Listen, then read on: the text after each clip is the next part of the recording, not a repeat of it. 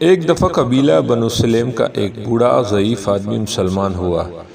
حضور صلی اللہ علیہ وآلہ وسلم نے اسے دین کے ضروری احکام و مسائل بتائے اور پھر اس سے پوچھا کہ تیرے پاس کچھ مال بھی ہے؟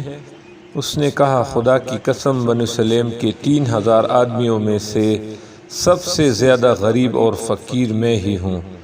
حضور صلی اللہ علیہ وآلہ وسلم نے صحابہ کی طرف دیکھا اور فرمایا، تم میں سے کون اس مسکین کی مدد کرے گا؟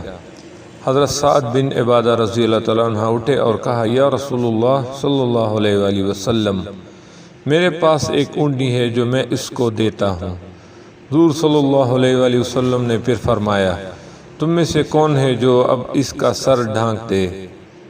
سیدنا علی مرتضیٰ رضی اللہ عنہ اٹھے اور اپنا عمامہ اتار کر اس اعرابی کے سر پر رکھ دیا۔ پھر حضور صلی اللہ علیہ وآلہ وسلم نے فرمایا، کون ہے جو اس کی خوراک کا بندوبست کرے؟ حضرت سلمان فارسی رضی اللہ عنہ نے اعرابی کو ساتھ لیا اور اس کی خوراک کا انتظام کرنے نکلے۔ چند گھروں سے دریافت کیا لیکن وہاں سے کچھ نہ ملا۔ پھر حضرت فاطمہ الزہرا رضی اللہ عنہ کے مکان کا دروازہ کھٹکھٹایا۔ پوچھا، کون ہے؟ انہوں نے سارا واقعہ بیان کیا اور التجا کی کہ اے اللہ کے سچے رسول صلی اللہ علیہ وآلہ وسلم کی بیٹی، اس مسکین کی خوراک کا بندوبست کیجیے۔ سیدہ عالم نے ابدیدہ ہو کر فرمایا، اے سلمان رضی اللہ عنہ، خدا کی قسم آج ہم سب کو تیسرا فاقہ ہے۔ دونوں بچے بھوکے سوئے ہیں، لیکن سائل کو خالی ہاتھ جانے نہ دوں گی۔ جاؤ، یہ میری چادر شمعون یہودی کے پاس لے جاؤ اور کہو، فاطمہ بنت محمد صلی اللہ علیہ وآلہ وسلم کی یہ چادر رکھ لو اور اس غریب آدمی کو تھوڑی سی جینس دے دو۔ حضرت سلمان اعرابی کو لے کر یہودی کے پاس پہنچے، اس سے تمام کیفیت بیان کی۔ وہ حیران رہ گیا اور پھر پکار اٹھا، اے سلمان، خدا کی قسم یہ وہی لوگ ہیں جن کی خبر توریت میں دی گئی ہے۔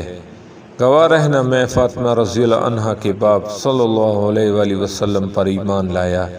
اس کے بعد کچھ غلہ حضرت سلمان کو دیا اور چادر بھی سیدہ فاطمہ رضی اللہ عنہ کو واپس بھیج دی۔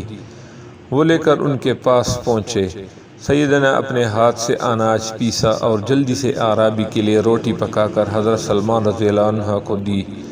انہوں نے کہا، اس میں سے کچھ بچوں کے لیے رکھ لیجئے۔